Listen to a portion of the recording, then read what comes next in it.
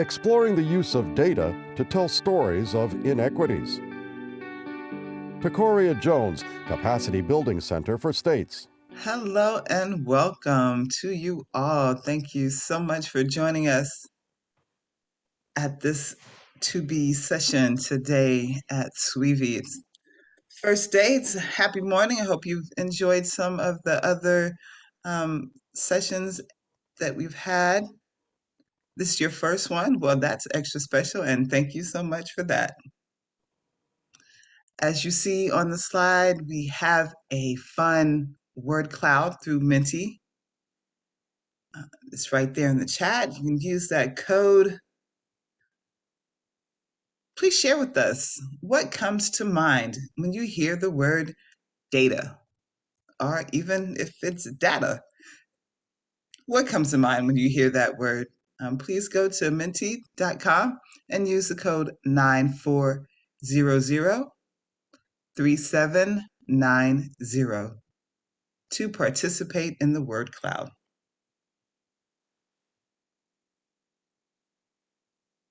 Again, welcome to you all. Thank you so much for sharing your time today as we come together to think about this. I see that in the chat, information. Righty. So what comes to your mind when you hear the word data? I don't know if this is a word, but sometimes it's huh, what? With the ellipses and the question mark. A major there.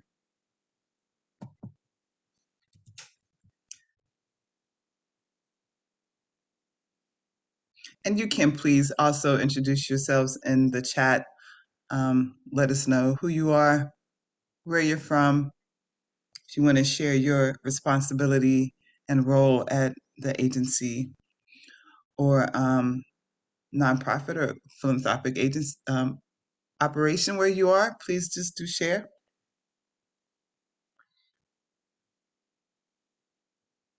Thank you so much.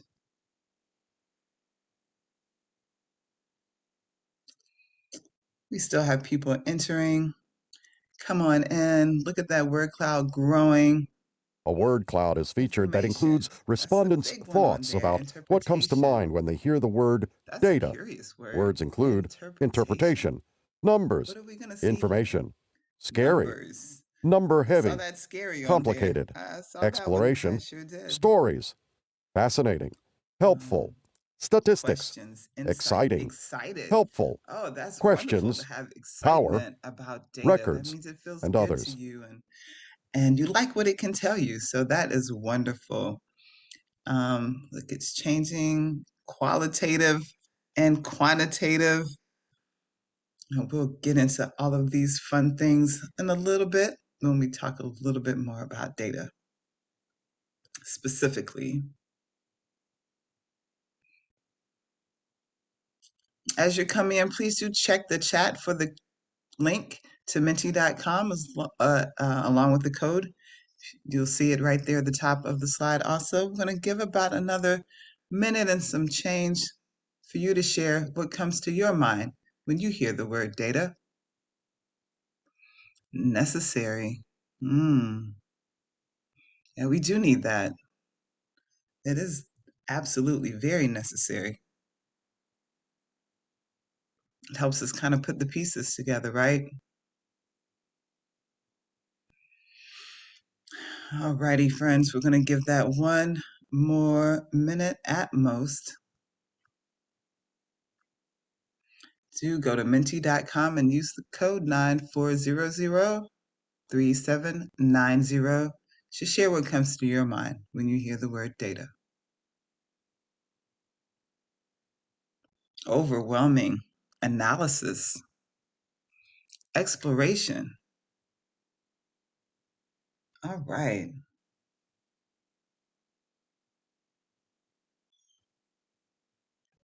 Fascinating. Oh, we have some curious thinkers today. That is wonderful. It does take a bit of curiosity and leaning into learning to be willing to look at data and see what it can tell us, right?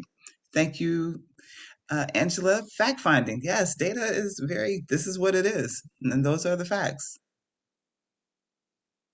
So, what I'm seeing here is some very positive, happy words, as well as some little bit challenging ones around how people respond to data. And we're going to be thinking this session about how we can use data to tell stories and give a fuller picture of the experience of families. And we're going to talk about the value of those stories in connection to the data. And we're going to talk about and explore with you all today how data is used to share power and better understand inequities as they represent themselves so very, very well, unfortunately, in the child welfare system. Alrighty, so I think we're going to close this word cloud and celebrate what we've done together and sharing the ideas about what comes to mind when we think about data. I've been doing all this talking, and I must introduce myself.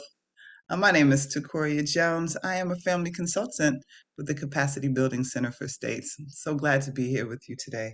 Exploring the use of data to tell stories Being of involved inequities. in Child Welfare Virtual Expo getting this logo. session together, right? Haley Being Eakin, involved in Devin that has Gilchrist, provided to Decoria me a Jones, unique look Kate at how we McElroy, approach data, Jelm. Capacity plus Building Center for narratives. States logo. It took the willingness from each team member to wade through the. Can you explain that again? And let me see if I got this right. It took some time, and it should. It's a learning process. What it means to build data from information is no simple task. You have to be brave. You have to be willing to pair data work with folks whose life experience illustrate what are often stark, hard, and deep-seated inequities. So welcome to Exploring the Use of Data to Tell Stories of Inequities, as this is the title of this Sweebie Session 2B. Today we're going to take a little bit of a growth mindset look together. So we're going to sit here together and think about things in a growth mindset way.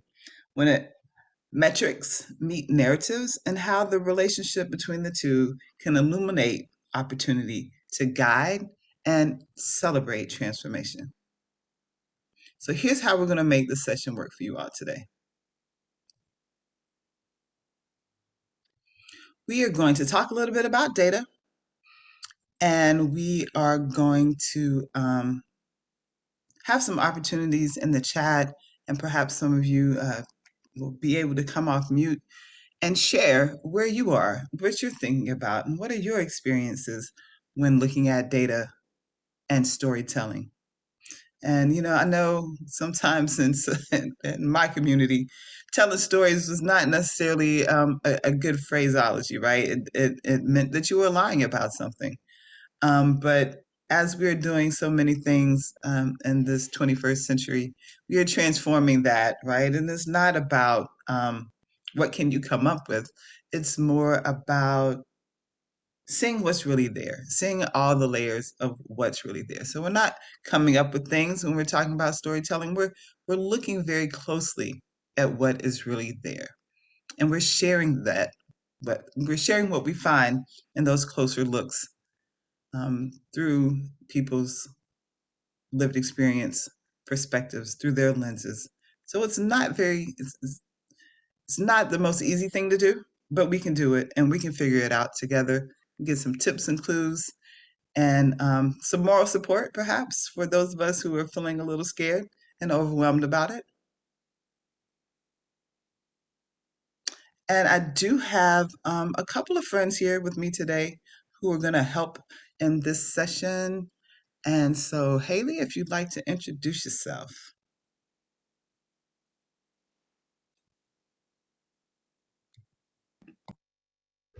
Hi, all. My name is Haley Aiken. I am a young adult consultant with the Capacity Building Center for States. And I'm here today to bring two lenses to this work. My professional lens as a social worker with 5 years of experience working in the child welfare field, and also my lived experience as someone who experience the foster care system firsthand. I've been part of the planning team for this session and really second what Decoria has mentioned about appreciating the willingness of each team member to bring humility and vulnerability to these conversations. Having conversations around data, and particularly the inequities that we see within child welfare data, isn't always easy or comfortable, and it takes courage to do this work and come to it with an open-minded manner. I love all the words that we saw in that word chat. There's a lot of excitement around data and a lot of uncomfortability with data. So I really thank you for choosing this session and being here today to explore how we can tell those stories of inequities through data and learn how to do better. In today's session, there'll be much conversation around how to involve those with lived experience in data work. And I believe that that is really key to using data as a catalyst for change within the child welfare system. Lived experience experts are so needed in that conversation to fill the gaps that some of us may not be able to see yet. So as we move through the session today, I really encourage you to think through the ways that your agency engages people with lived experience and the ways that that work can be expanded and strengthened. So I'll pass it off to Kate to introduce herself as well. Great, thanks Haley, and thanks to Coria. My name is Kate McElroy-Helm. I am on the data team for the Capacity Building Center for States, and I've also had the privilege to be on the planning team for this session, as well as the previous plenary session.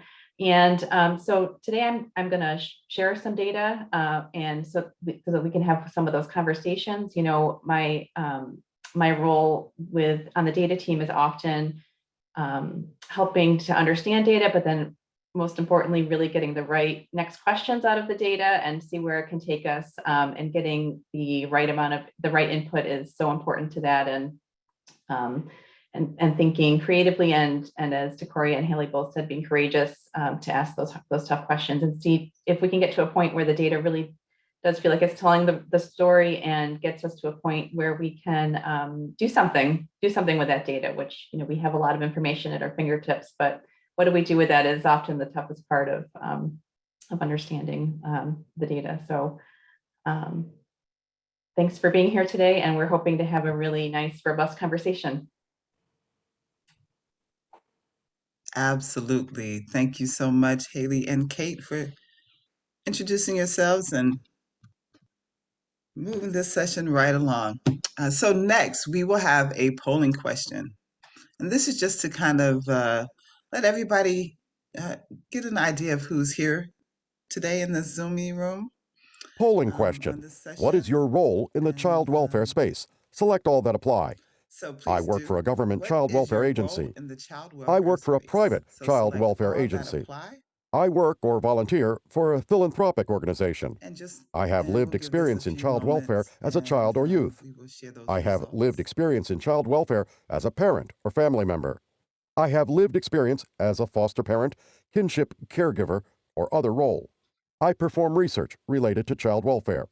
Other. And do remember that you can multi-select. So if you work for a government agency and you also have lived experience, please do indicate that. It is okay in this space to share it all.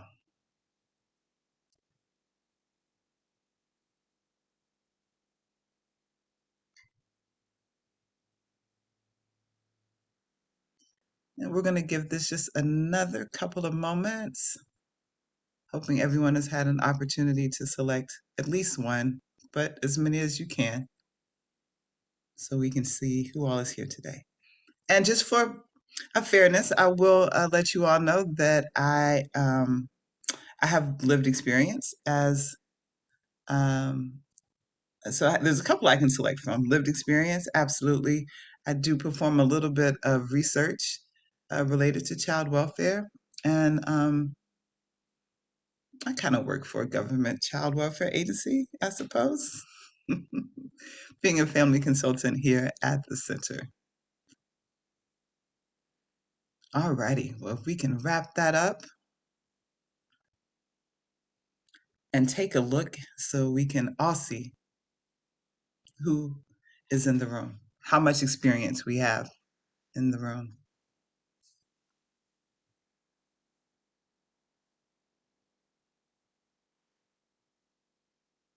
Absolutely. That lived experience is such a valuable nugget no matter where you take it. You don't ever separate yourself from the life that you have when you go to work. It's right there with you.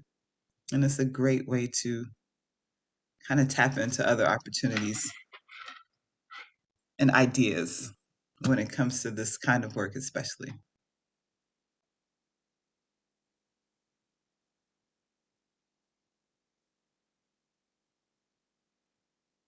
I may not be able to see the poll. I'm not quite sure.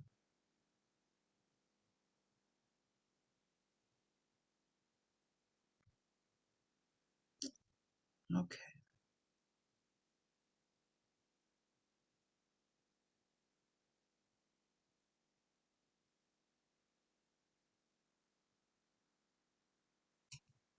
All righty. 58% work for a government child welfare agency. Excellent.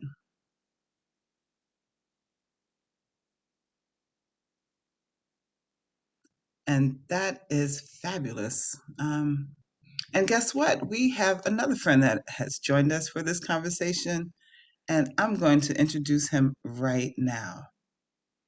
His name is Devin Gilchrist, and he is the African American Child Welfare. I'm sorry, the African American Child Well-being. So we're moving that welfare word out of the way. Devin Gilchrist is the African American Child Well-being Unit Supervisor in the Minnesota Department of Human Services Child Safety and Permanency Division. Okay, so I did ask Devin to share with us a fun fact. So, Devin, if you want to come on in and tell us your fun facts, we'd love to hear it. All right. Can you hear me? Yes. Okay. My apologies for being late. I was having, of course, all kinds of connection issues this morning and nothing was working right, but I figured it out without throwing my computer out the window. So I'm here. Wouldn't be a Thursday if it didn't happen. So yeah, again, I'm Devin Gilchrist. I work in DHS in Minnesota here. And my fun fact is that I am I would say, semi-avid cyclist, bicyclist, and I've done several long distance rides over the last few years. Probably the most grueling ride was a 110 or 114-mile ride through some mountainous parts of Colorado, which was a challenge. So that's my fun fact for the day. Devin, thanks for sharing. That Yep. is amazing. That's a really focused practice there, that long distance bike riding. So we're going to just roll into some quick dialogue. And if you could just share, Devin, how did you come to be in your current position? Yeah, thank you. I'll try to be succinct in my response. And so, I've been working in child welfare. I know we're kind of getting away from that word, but child welfare, social services regarding children and families for the better part of probably 20 years. Started out in the nonprofit world, working with kids who were at that time in what was called long-term foster care, and who were also at that time called state wards too.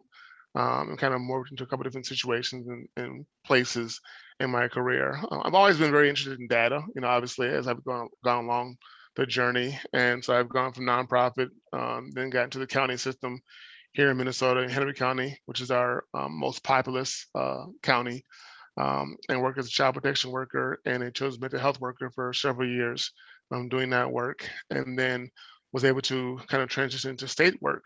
And when I came to the state about 7 or 8 years ago, I came into the state working in what was then called our quality assurance unit.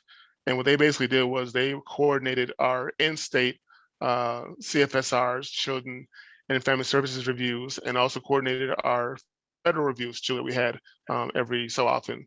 And so going around our counties, we have 87 counties in Minnesota.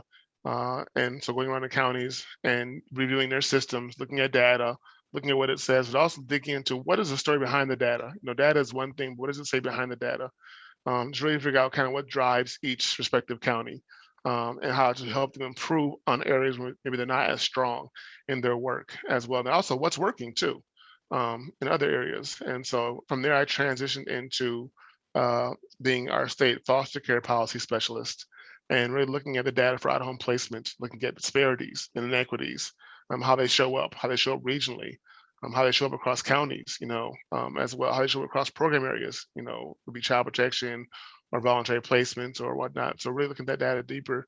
And then I was fortunate as we were trying to move in Minnesota towards a place of really being able to solve some of the ongoing disproportionality, overrepresentation, and disparity within our system. We developed an African American child wellbeing unit to really hone in on kind of the needs of this population. And you don't say African American, we're also talking about African heritage too, right? So it's not just African American, but other populations too that may have heritage rooted in African nations. And so, looking at the data in terms of overrepresentation, how we show up, is really crucial. And what I'm trying to do on my end, and I'm not necessarily a data person per se, but what I'm trying to do is really try to figure out how can we use the data differently than we've been using it before. Let's not make it status quo. Let's not do the same thing over and over again, but really trying to use data in a more intelligent way, in a more targeted and intentional way to really get to the stories. And then doing so in a partnered way where we able to engage our partners, our stakeholders, I mean community people with lived experience, workers, county agencies, you name it, court system, to really embed that work into how we create solutions. And I see a question about other minority groups, and I will say this, that in my particular role, I do focus on one kind of population, but I've always approached from this standpoint of that we can use this universally too. The way we use data is not specific to just this population. So I really encourage that at a very broad, universal level going forward, and really trying to figure out how do we then apply this across the board, because it's all child welfare, and what's good for one population can also work for other populations. And so I'm using my role to kind of push that across the board universally, while also create some intentionality within that process to look at certain populations that are overrepresented or have historically been marginalized within the system. And Devin, when you talk about that, we get a good sense that you've been in this work for a while. You've got understanding and appreciation of data, why it's collected, how it's collected, what it can tell you in and of itself.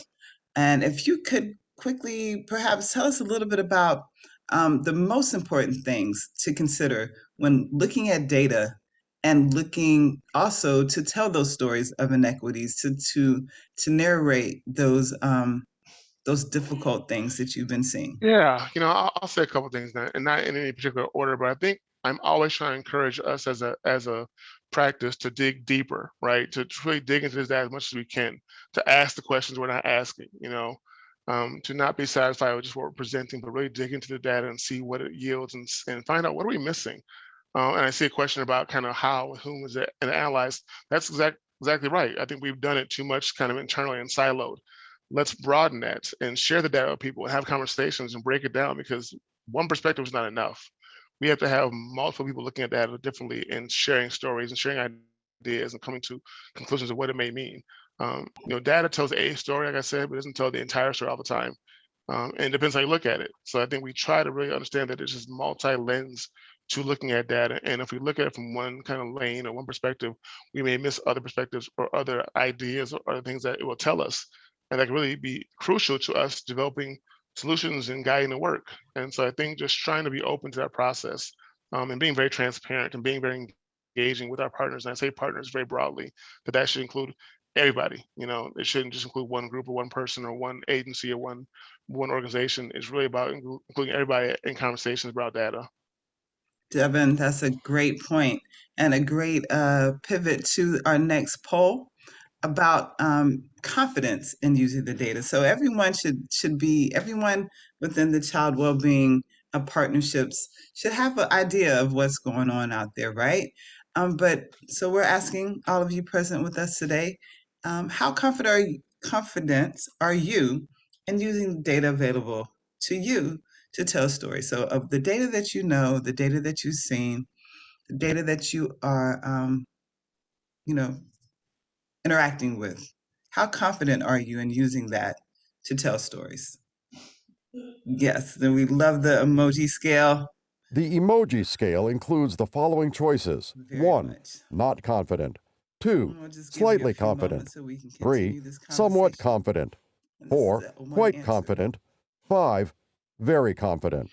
And as you listen a bit about what Devin has shared, we're going to do a little transition to talking more about data. We're going to talk a little bit about a particular measure of data, and we're going to hand that over to Kate. And I'm seeing from Rachel in the chat that 43% of you illustrious participants today are kind of smack dab in the middle. And that's pretty cool to me, 21% of us chose 4, so we're pretty good, pretty confident in using it. Aha, and there's a bit of a notch point there, right? The quality of data. So that's keep that in your tucked behind your ear. We'll get to that in just a minute. I'm going to hand it over to Kate to talk about the placement stability measure and data.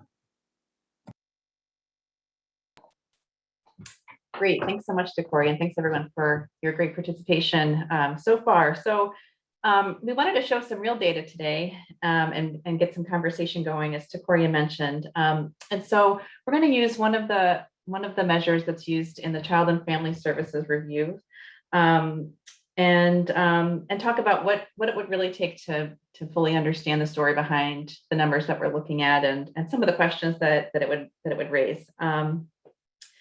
So the Child and Family Services Review is how public child welfare agencies are monitored. There are several outcomes that are considered, and the placement stability measure tells us what rate children in out-of-home care are changing placements. So how stable is their living condition? And so this is one of the 5 statewide data indicators that look at outcomes related to permanency. And these are done using national data sets.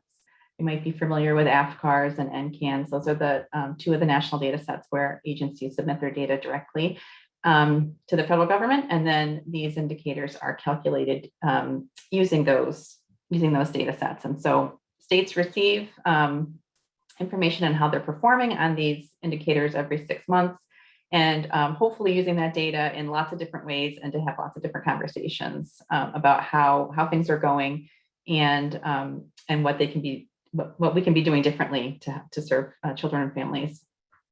So we recognize that many of you are very knowledgeable about these, maybe more than you'd even like to be, and some might be a little bit new too. So we're going to go through probably a little quickly just to make sure we can get to the conversation.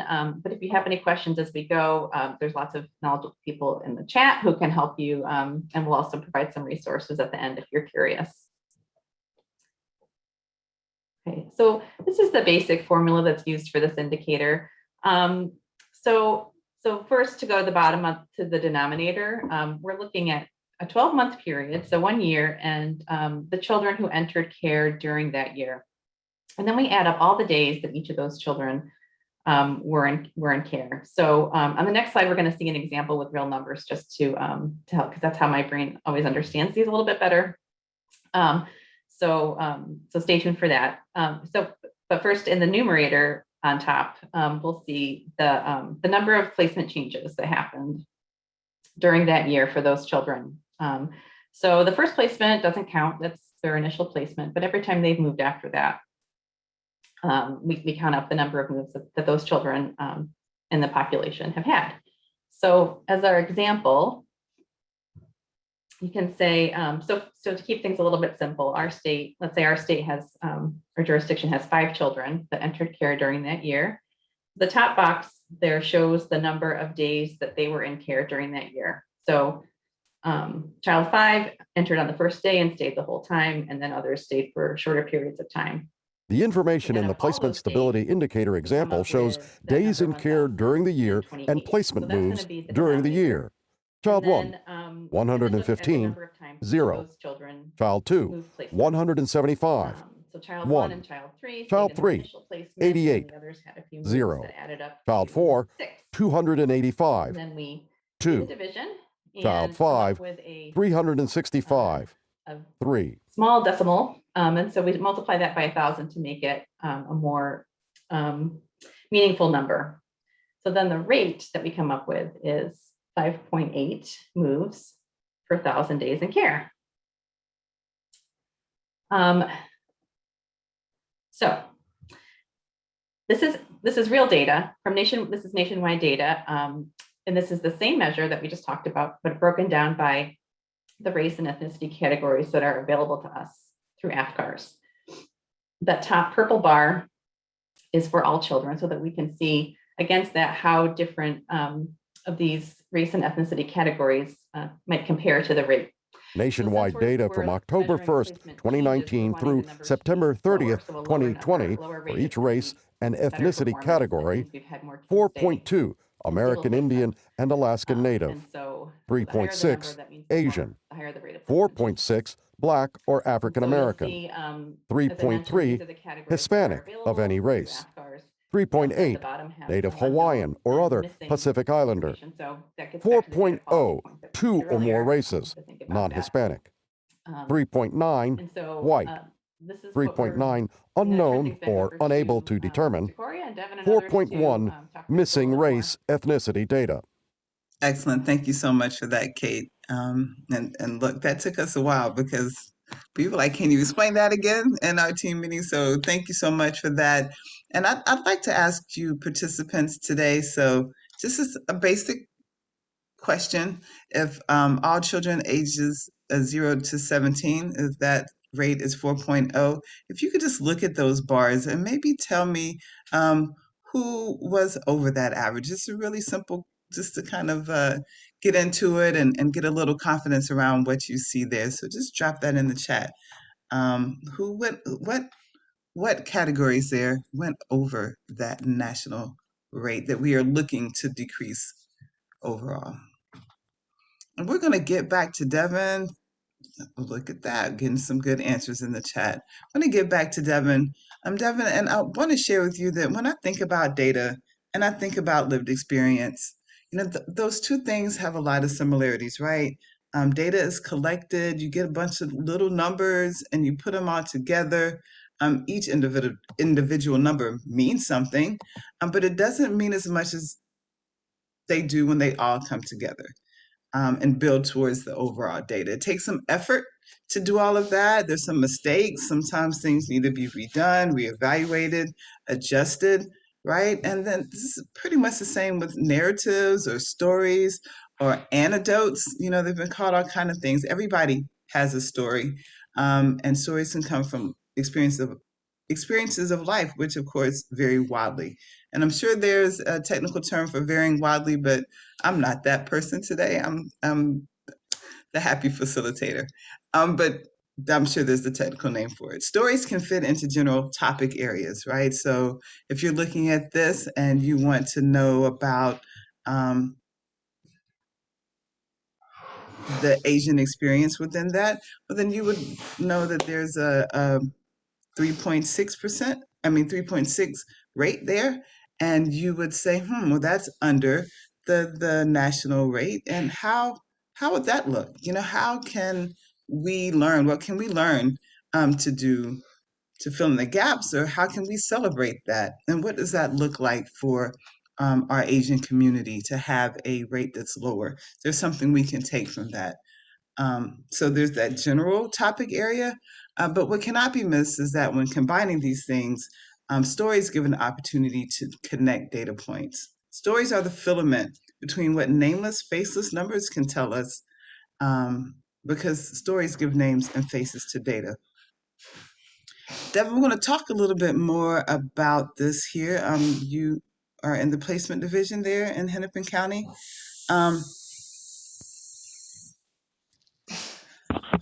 What would you like to share with us about looking at these placement rates and understanding how that looks in real time? Yeah, a couple things I think about, and I saw an earlier comment in the chat about unpacking the data, and that's exactly what I'm thinking about. Is what does this mean? First off, what am I trying to do with the data? Am I just using data to show trends in current circumstances, or am I really trying to use it to guide my work towards addressing what I see in the data? I think there's things that we know anecdotally that exist in terms of historical, racism, structural racism, bias, prejudice, all those things, marginalization, oppression that exists. But I think also I look at kind of what does this mean real time? So we have African American, for example, and you can apply this to any particular category. But how does that break down? Okay, how does it break down across gender? How does it break down across ages? How does it break down across regions? Rural versus in-state. Certain metro areas. I wonder about how do we break that down and engage people who have further lived experience in the process to find out what they're seeing. So how do I engage, kids who are in foster care, parents who have children in foster care, providers? I wonder about the stability across types of placements, looking at voluntary versus involuntary, looking at relative versus not relative, non-relative, right?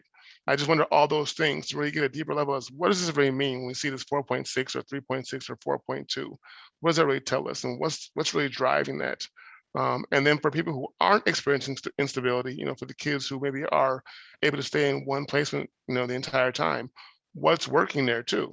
What about that placement? What about that process? What about that case is working? So I think it's not just looking at what's wrong, but also what's working right and finding that happy medium between the two. But I think you have to engage different levels of people to unpack and have conversations and see where the commonalities are. You may see some very similar things. You may say that, parents and workers and judges all say that when there's a very highly involved social worker, that stability is, maintained or supported, right? Um, and conversely, when there's not one, you see the opposite. So really, what does that really mean when you unpack this data? And again, what am I trying to use the data for? What's the accomplishment or the goal I'm trying to use the data to meet? But I think we have the ability, to do that across lots of data sets, not just ability, lots of data sets, and show what's really happening and dig deeper into it and really give context, and look at it qualitatively and quantitatively as well, and really get that anecdotal context to what's happening to really figure out, okay, real time on the ground, how do we now use this in a very productive way to do, improve our practice or create solutions or create resources or services to um, level the field and address those disparities we see in the data itself. And one of the ways we do that, Devin, right, is to think about the right questions. And that's often a challenge in figuring out the right questions to get the appropriate information. So we can really tell the story of what's happening and address some of those issues about, well, I know that there's a need there, but I don't quite know how to meet it. Mhm. And when we're thinking about that, how is it? Could you talk a little bit about those with lived experience and how their role in getting to the right questions and developing solutions may be? And again, I'm just giving my sense, my 2 cents here. I think that they have to be a partner. They have to be a real partner, not just people that you go in and engage every once in a while, but real partners, and creating spaces for them to come in and be valued members of the process, right? And having conversations with them that are authentic and genuine, and not coming off as government agencies as we know best and being very paternalistic, right? Coming in as help us understand this, help us share this, help us figure out what's going on. You're the experts. We're not the experts. So help us figure this out. And then I think, like an earlier chat message, that also sharing information on our end, because there's things that we see on our end that maybe they don't know either. And being able to have a collaborative dialogue, right? Where it's not necessarily contentious, but it's a dialogue. It's meant to figure out working towards a place of solution, right? And I think that when we've done that intentionally and purposefully, to really do that with a common goal at hand, I think we've had some good success doing that. I think when we've done it the opposite way, and just brought folks in for, you know, um, different things when we haven't done enough to be more intentional about how we do that, right? I think we haven't seen the results we're looking for. So I think you have to have that intentionality.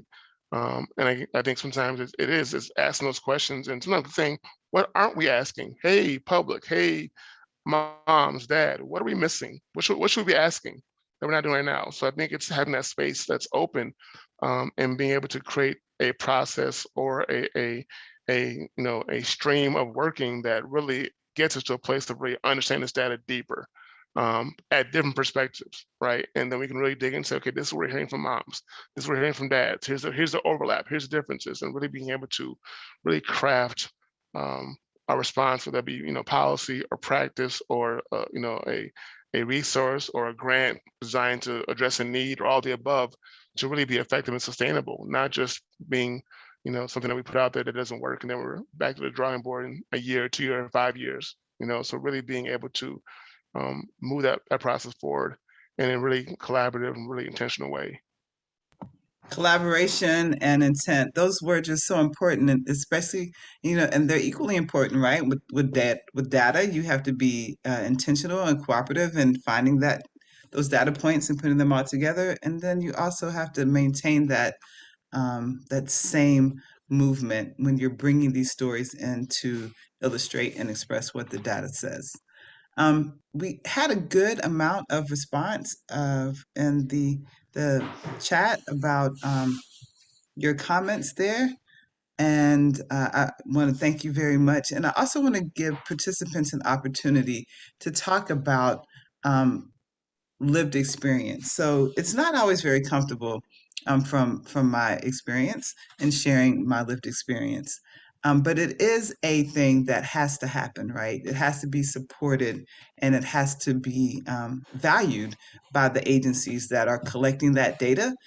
As valuable as the data team is, that lived experience narrative has equal opportunity to be valuable. So if there's anyone in the chat, if you'd like to share a little bit about your experiences in lived experience, sharing your story in professional settings, there's an opportunity for agencies represented here today to learn a little bit more about how that feels. And when you are being brought to the table, Devin, like you so wisely mentioned, that it's a must. It is a necessity. It is something that has to happen because it is valuable, and it does create a bit of a buy-in, right? The community learns about the data gets to share about the community. So if there's anyone who'd be willing to talk a little bit about what that looks like and give agency members here, professional agency representatives, an insight into that.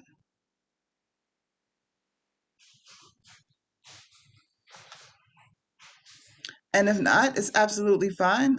We do have a few more minutes here. And Devin, I would ask you a final question, and maybe help others think about it as well. And if you could react to maybe an instance where you learned some data and you were able to shift a bit in the work that you were doing. That's a great question. What comes to mind, and it maybe isn't the best answer to your question, but what comes to mind is when I was doing the CFSR work in our state, and I also had the ability to do some federal CFSR work in a couple other states too, in their federal reviews. And there was a question on there about the fathers. I can't remember exactly what the question was, but it was basically about the agency efforts to engage the father. And it basically was like, yes or no, did you do or not do it? And I just thought, wow, what does that mean? Like, okay, so they say yes, and you don't get information. And they say no, you don't get information. You don't know why they didn't do it or why they did do it. You don't know anything. And it felt like it really gave agencies an easy way to kind of just, not work with fathers, and I'm always big on working with both parents. And I know that fathers oftentimes get the short end of the stick in many ways in some capacities within child welfare. So, I just don't like the data, would show it might be a strength, but really, is it really, or another question on the CFSR was about relative placement. And basically, as long as the kid was with a relative for at least one day during that period in review, it was a strength. Well, is that really a strength?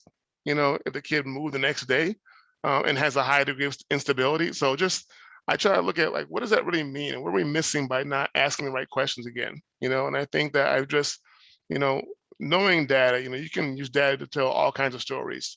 Is the right story? Not necessarily sometimes. But I think we have to just really keep digging and just ask the questions. And I am very apt to go ask my research team, hey, can you pull this for me? Because I'm just curious to know what it means, what it says. Can you look at this for me? I think, and then if our systems don't capture data the way we need them, then how do we make efforts to change our systems, right? If we're not capturing the data we think is important, then let's not stop and say, well, that's just what we capture. How do we redesign our systems to really give us data we're looking for in a way that's meaningful as well? So I think we have the capacity in many ways. We just have to, again, back to that intentionality. we have to be intentional about what we do and just change our practice and change our way of doing things, and really pushing ourselves as states, as counties, as community organizations, and really being able to change the way we do business. If that makes sense. That makes all the sense. And that absolutely brings us to the end of our session today. Thank you so much, Devin, for your time. Thank you, each and every one of you who joined us here at the session to be today. Please continue to enjoy the Child Welfare Virtual Expo as much as you can.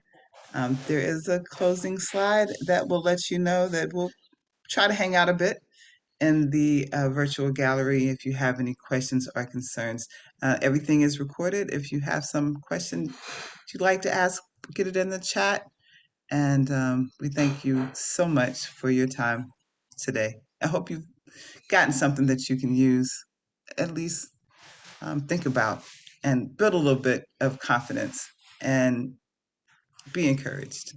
This video was developed for the Child Welfare Virtual Expo by the Capacity Building Center for States and is sponsored by the Children's Bureau. Its content does not necessarily reflect the views and policy of the Children's Bureau.